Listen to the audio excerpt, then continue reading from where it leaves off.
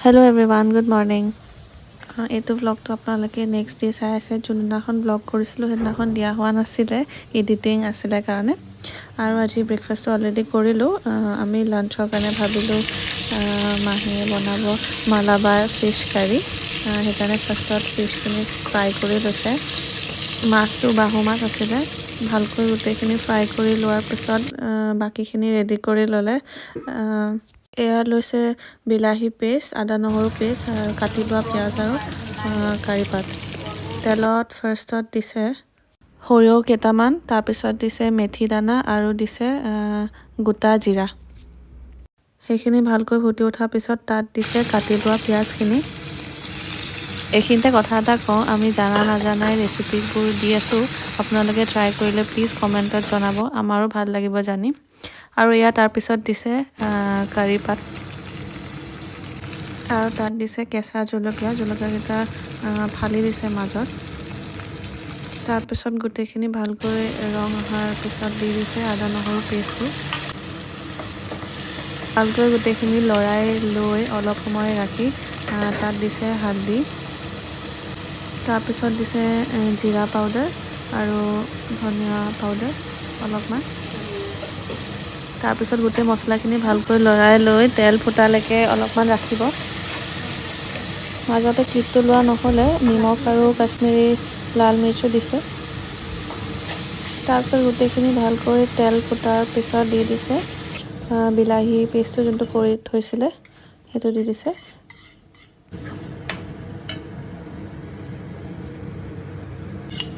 তাৰপিছত দিছে অকণমান পানী সিজিবৰ কাৰণে আৰু এতিয়া দিছে অকণমান চেনি টেষ্টটো অকণমান বেলেগ কৰে যিহেতু বিলাহী দিছে আৰু লগতে এয়া বাকী চব্জিখিনিও বনাই আছে ফুলকবি আলু তাৰপিছত এইফালে বনাই আছে ফিছ কাৰীটো আৰু এতিয়া দিছে মালাবাৰ ফিছ কাৰীৰ কাৰণে মেইন ইনগ্ৰিডিয়েণ্টটো কোকোনাট মিল্ক আপোনালোকে এইটো যিকোনো গ্ৰ'চাৰী ষ্ট'ৰতো পাব কিছুমানে গ্ৰেটেড কোকোনাট দিও বনায় এইটো কিন্তু কোকোনাট মিল্ক দি বনাইছোঁ আৰু নহ'লে গ্ৰেটেড কোকোনাট দিব পাৰে তেতিয়া টেষ্টটো আৰু ভাল হয় তাৰপিছত দি দিছে ফ্ৰাই কৰা মাছৰ পিচখিনি ভিডিঅ'টো যদি এইখিনিলৈকে চাইছে লাইক এটা কৰিব যদি ভাল লাগে প্লিজ তাৰপিছত কভাৰ কৰি অলপ সময় সিজিব দিছে ভালকৈ সিজাৰ পিছত তাত পানী দিব যিমান গ্ৰেভি আপোনালোকক প্ৰয়োজন বুলি ভাবে পানীখিনি জোখমতে দিয়াৰ পিছত আকৌ এবাৰ কভাৰ কৰি ৰাখিব সিজিবৰ কাৰণে আৰু তাৰপিছত লাষ্টত দিছোঁ ইয়াত ধনিয়া আৰু এয়া কাৰীটো অলমষ্ট হৈয়ে গ'ল তাৰপিছত লগত বনাই আছিলে তিতা কেৰেলা ভাজি আপোনালোকে আগৰ ব্লগটোতো দেখিছে আমি তিতা কেৰেলা ভাজিটো আগৰবাৰো বনোৱা হৈছিলে বনাই হৈ মেলি আমি একেবাৰে লাঞ্চ কৰিবলৈ বহিলোঁ এয়া আছিলে চালাড লগত আৰু এয়া ফিছ কাৰীটো আৰু লগত আছিলে তিতা কেৰেলা ভাজিটো তেতিয়াহ'লে লাঞ্চটো কৰি ল'ম ইভিনিঙৰ কাৰণে মাহীয়ে আজি বনাব বুলি ভাবিলে দুধ পুলি যোনটো অসমীয়াত কয় পুলি পিঠাও চাউলৰ গুড়ি আৰু মাজত নাৰিকলৰ গুড়ি থাকে এয়া বইল কৰা পানীত নিজৰ জোখেৰে পিঠাগুড়িখিনি দি ল'ব তাৰপিছত দিব অকণমান নিমখ আৰু অকণমান ৰিফাইন তেল ভালকৈ গোটেইখিনি লৰাই কভাৰ কৰি অকণমান দেৰি ফুলিবলৈ দিব এয়া তাৰপিছত লৈছে গ্ৰেটেড কোকোনাট আপোনালোকে ঘৰত যদি কোকোনাট নাৰিকল গ্ৰেট কৰা আছে তেনেকুৱাও ল'ব পাৰে এইটো আছিলে পেকেটৰ আৰু এয়া পাউডাৰ্ড গুড় এয়া পেনত ফাৰ্ষ্টত দিছে ঘিউ অলপ আৰু তাৰপিছত গ্ৰেট কৰা নাৰিকলখিনি পেনত দি দিছে তাত কোকোনাট পাউডাৰখিনি দি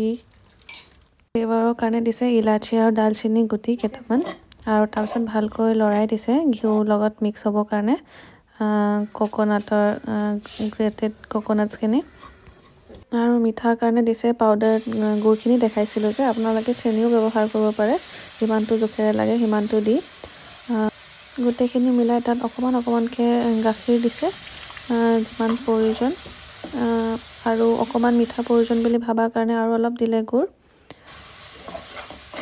ভালকৈ গোটেইখিনি মিলি যোৱাৰ পিছত ৰং অহাৰ পিছত সেইখিনি ছাইডত ৰাখি থ'লে তাৰপিছত বনাব ল'লে লিকুইডটো যোনটো পুলি পিঠা দি থয় গাখীৰৰ লগত মানে খায় সেইটো বনাব ফাৰ্ষ্টত এয়া লৈছে কনডেন্স মিল্কৰ মিক্সচাৰৰ লগত এয়া ফাৰ্ষ্টত বইল কৰি লৈছে গাখীৰ আৰু এয়া কনডেন্স মিল্ক আৰু পানী মিক্সচাৰটো গাখীৰত দি দিছে ৰাবৰি নিচিনা বনাবৰ কাৰণে আৰু আকৌ ফ্লেভাৰৰ কাৰণে দিছে ইলাচি অকণমান এইখিনি ভালকৈ ডাঠ কৰি অলপমান কমিবলৈ দিছে আৰু এয়া কৰিব লৈছে আৰু এয়া পিঠাগুড়িটো ফুলা হৈ যোৱাৰ কাৰণে মঠিব লৈছে ৰুটি নিচিনা আপোনালোকে লাডু বনাই ল'ব পাৰে পিঠা বনাবৰ কাৰণে পিঠাৰ শেপত আৰু এয়া মাজত নাৰিকলখিনি ভৰাই দিছে আপোনালোকে বেলেগ শেপতো কৰিব পাৰে আমাৰ এইটো শেপ সহজ হয় বুলি ভাবি পেলাই এইটো কৰিছোঁ আৰু এনেকৈ গোটেইখিনি কৰি ল'লে ষ্টিম কৰা সেইটোত অকণমান বাটাৰ লগাই লৈছে যাতে